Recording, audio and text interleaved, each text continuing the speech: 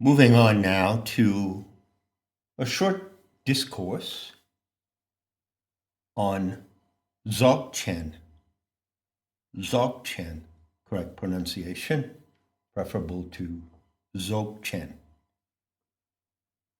Dzogchen, composition of two Tibetan words, Dzog, which means perfection, that is the generally accepted translation, and Chen, which means great. And someone, I believe it might be the 14th Dalai Lama himself, has stated that the Sanskrit equivalent is Mahasandhi. So, what is the great perfection? Now, another scholar has proposed that the word Dzog, which rhymes with sog and dog, in fact, it doesn't rhyme with dog, it is pronounced dog. Dzogchen. In any case, I'll get back to that point in a moment. Another scholar, whom I prefer, proposes that Dzog means complete.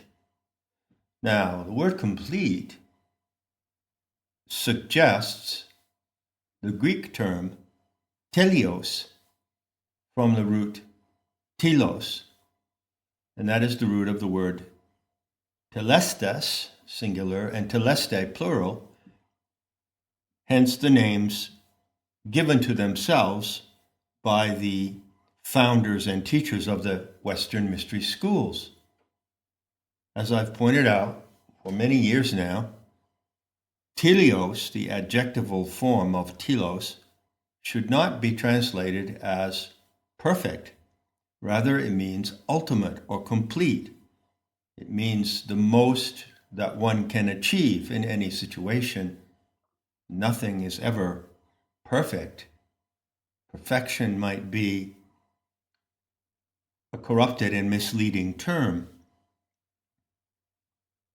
So, Dzogchen can be translated as the great completion.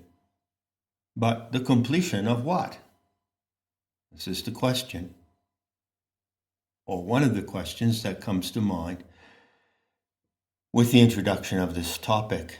Now, what I want to do in this talk is describe the conversion of Dzogchen into Dog Zen. So I'm actually proposing something that I call Dog Zen to entirely replace the totality of the teachings attributed to Dzogchen. I am actually proposing that. Now, of course, upon hearing this term, this title, this name I'm giving now to a body of practices, Dog Zen, naturally one wonders if it has anything to do with dogs. Dog Zen could be a dog training program. How about teaching Zen to dogs? Or do dogs already practice Zen? I would be rather inclined to think that's the case. But the mischievous little turn of events that now reveals itself uses the term dog, to refer to dogs, certainly, but also to refer to the primary quality of a dog. Primary quality, or one of the primary attributes of the canine species, considered as companions to the anthropine species. And everyone, of course, knows what that is. It's devotion. So the dog in Dog Zen refers to the element of devotion, and Zen refers to the practices that uphold that devotion. Zen is the Japanese contraction of Chinese word dhyana, which generally means meditation. But the true character of Zen, as applies in this case, is not meditation, although there are sorts of meditations involved. The true character is concentration. So Dog Zen is a practice with an element of devotion and an element of concentration. Now I'm going to go directly to what these practices are. There's really no requirement to know anything about Dzogchen as it has been traditionally defined, or to know anything about the massive material of propositions and practices that are associated with it. Let it suffice to read one sentence. This sentence is the first sentence of the foreword to a book called Kindly Bent to Ease Us. And Kindly Bent to Ease Us has 3 parts, and it is a long treatise attributed to a Nyingma Turton and accomplished master, Longchen Pa, or Longchen Rabgyam Pa. Now, the preface to this book is written by Tartang Tulku Rinpoche, and it says, quote, "Until now, there has been no authentic translation describing the Dzogchen teachings of the Nyingma school, which are the most sophisticated and effective practices of Vajrayana Buddhism." End quote. So Dzogchen is the summit of Vajrayana Buddhism, that is to say, of the diamond vehicle. And so it is identical with what Trungpa calls Ati Yoga. It is the top of the top, and it is the top secret instruction and the top secret method concerning the attainment of the great perfection. That is to say, the attainment of total and perfect awareness in the awareness that is the ground of all that exists. That is to say, you would not simply be using the power, whatever power that may be, that enables you to be aware right now, to be aware of being alive, of having a mind, to be aware of anything. You would not merely be using that power of awareness, but you would be experiencing it from its source, at its source. And this, lo and behold, you might be surprised to learn, turns out to be an extremely simple event. Although there's enormous complication around the topic of Dzogchen, as there is in all of the yanas of Buddhism, Hinayana, Mahayana, Vajrayana, Tantrayana, and Yana. All the 9 yards of the 9 yanas generate an enormous amount of material,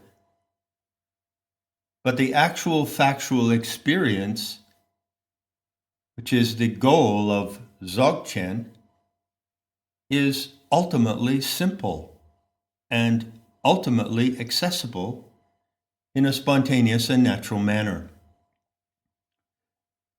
Now, it's likely that I would dedicate another unit to talk somewhat about Dzogchen in traditional terms in order to establish the background of Dog Zen. All I will say now is that if and when I do so, I will make a really big point of my humble view that Dzogchen is identical with the Chan teachings of non-attainment. It is nothing but the Tibetan version, the Tibetan model, you could say, of Chan teaching of non-attainment. So I'll leave that point for the moment so that I can go directly into the essence of Dog Zen. Now there's a logo for Dog Zen, which I spontaneously designed a few days ago, and it's my pleasure to include this logo in its rough draft along with this talk. Now, to introduce Dog Zen, or to kick the rusty and dented can of Dzogchen down the road, it might be helpful to use a little mantric recitation. Mantrayana is another vehicle in the massive body of teachings of Tibetan Buddhism. Mantrayana, the vehicle of the mantra.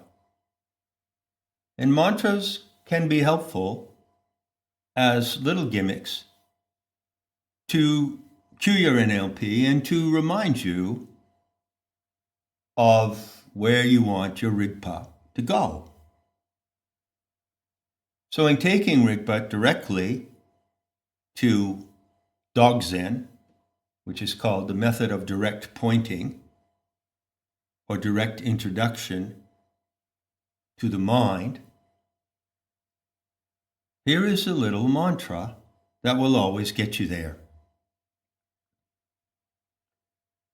1 banana, 2 banana, 3 banana, 4. That's it. That is the initiatory mantra. So if you recall back in the days when transcendental meditation was quite a craze, as promoted by Maharishi Mahesh Yogi, the devotees of that guru, that Mahatma from the East, would be given a mantra.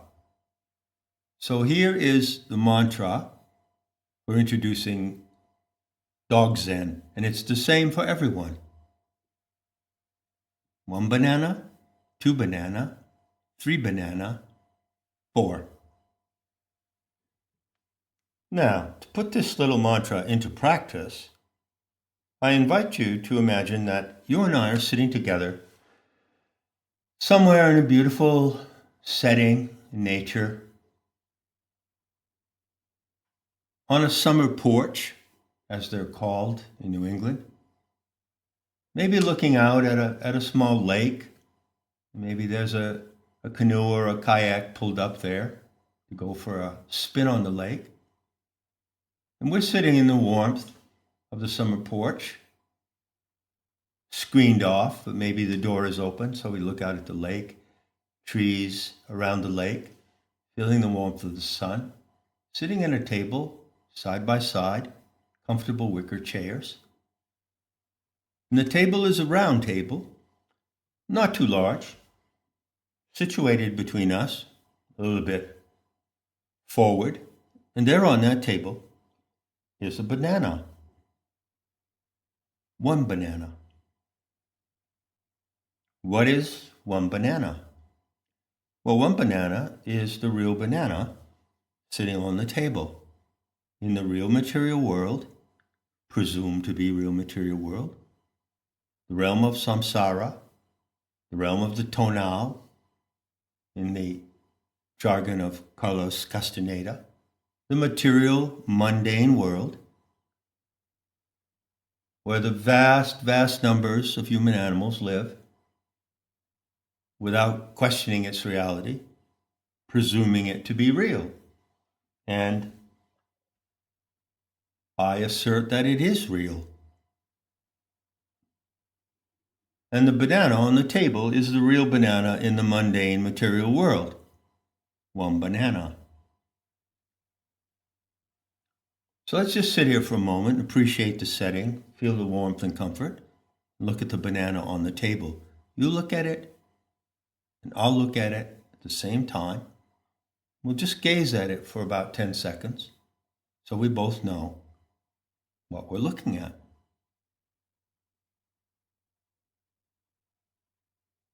Next comes two banana. Now I ask you to imagine the exact same scene. You and I sitting on the summer porch.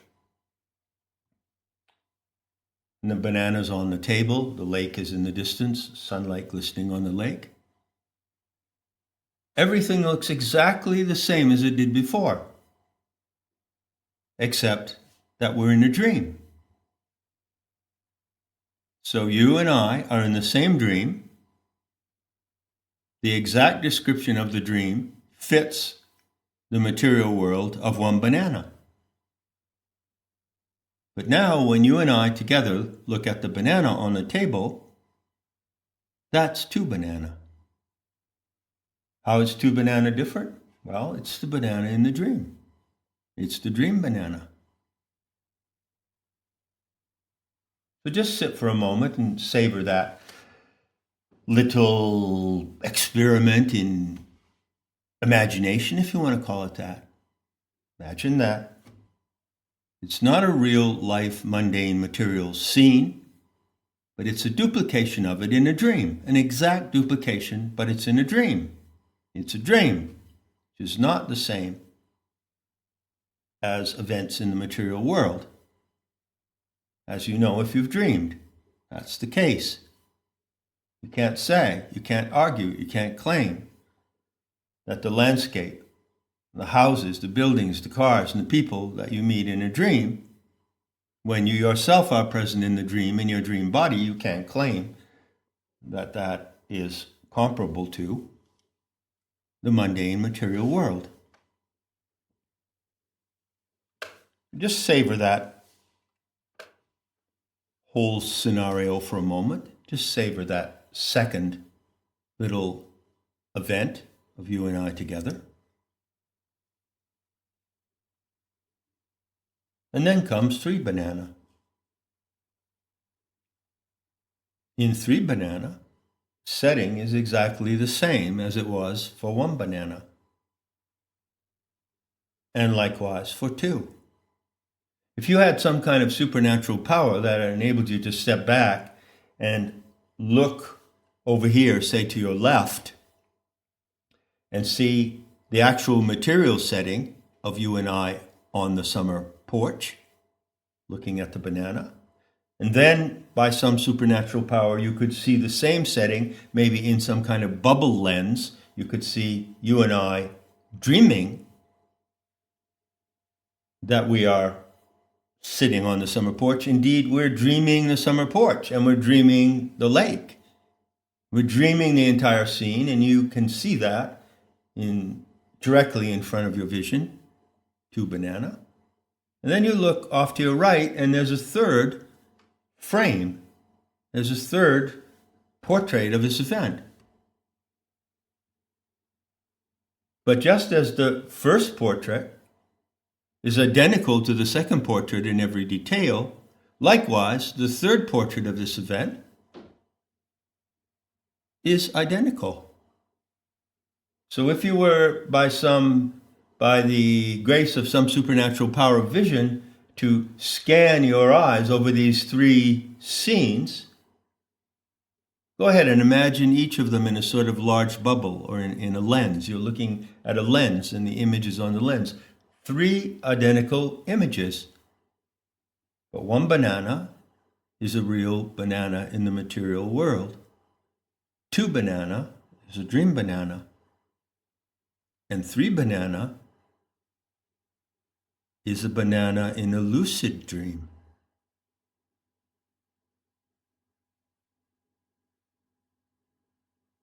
The banana in the lucid dream looks exactly like the banana in the non-lucid dream.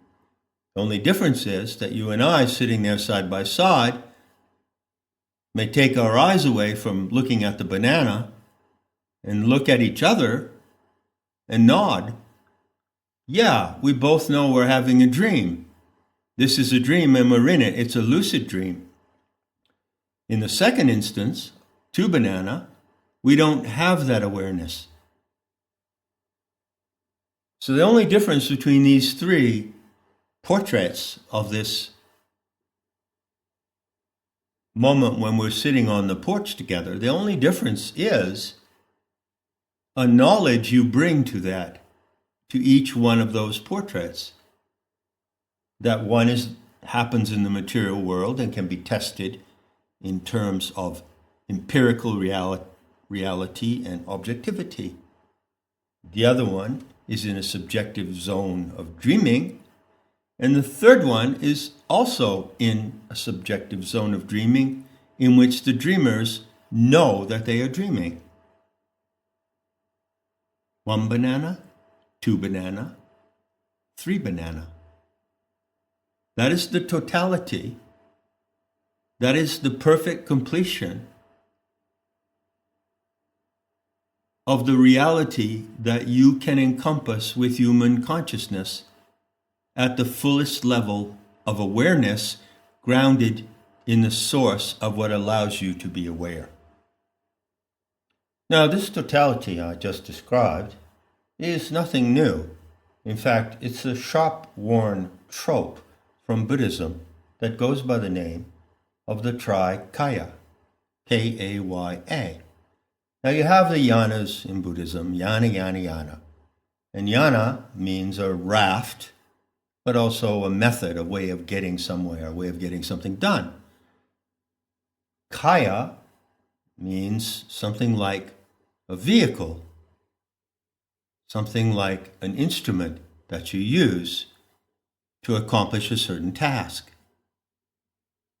But it also means a body, something like a body, not a human body. There are many kinds of bodies. Think of the planetary body of the Earth, the body of the sun. It represents some kind of embodiment, kaya. So trikaya means the triple embodiment. 1 banana, 2 banana, 3 banana. And all those bananas are identical, and they happen. They are there for your experience, happening in a unity. Now, just for the sake of making this conversion perfectly clear, let's consider the composition of the Trikaya. First, there is the Dharmakaya, as it's called. That's 1 banana.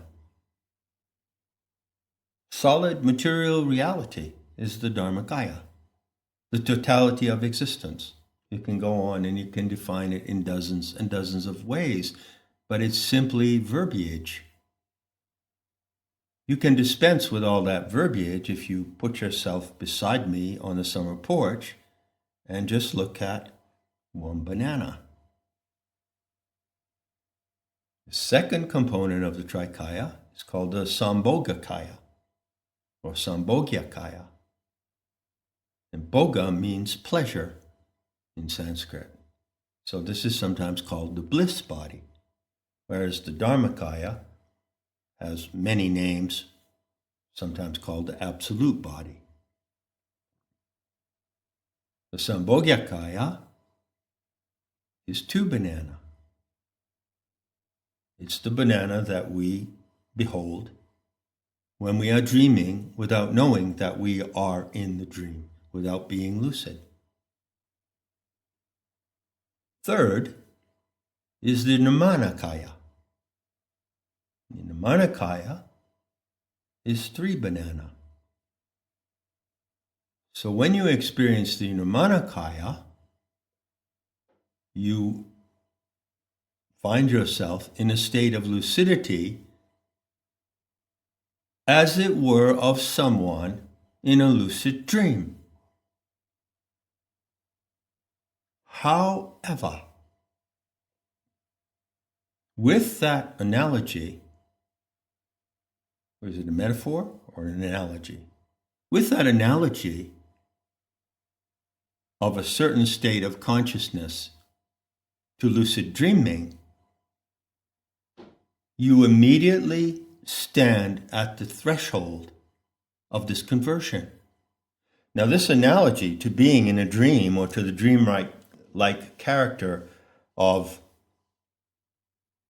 the supposedly real world, the world of one banana, occurs continually through all the teachings of Buddhism.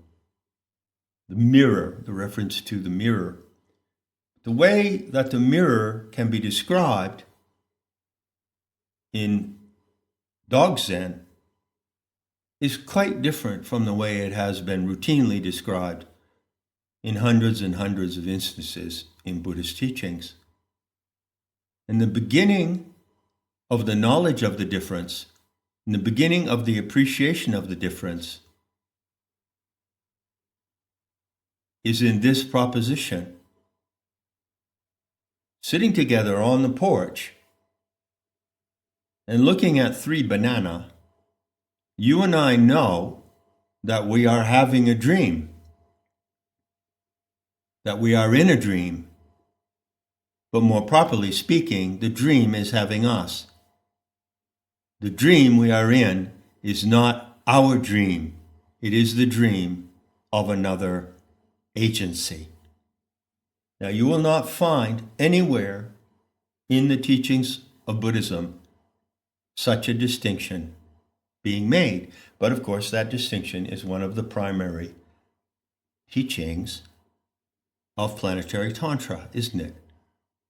Life as we know it, the life of 1 banana when we are awake, the life of 2 banana when we sleep, is equivalent to the event of 3 banana, namely, we are in a lucid dream, but it is not we who are the dreamers. So at the point of identifying who is the dreamer of the dream that you are in which you have 3 options of experience: to be lucid with the dreamer, to be asleep or in a zombie-like state, or to be awake and handle that as best you may. Those 3 options are 3 events of consciousness. They are 3 experiences of a direct and simple kind which you can have and do have all the time. And securing those events into the ground of consciousness through the direct observation of how your own mind works is the practice of Dog Zen. So the mantra, that simple mantra, will always get you to the threshold of the practice. 1 banana, 2 banana, 3 banana, 4. Well, why the 4? Well, there are in fact 4 essential simple practices of Dog Zen. And the 4th practice, well, what's that? Well, that's the recitation of the Dragonfly Sutra, to which you have already been introduced. So with only these 4 practices, you can realize the great completion, the great perfection. It is really, really close to what you already experience. And attaining it is a simple and direct act of pure spontaneity that only happens in the present moment of the eternal now.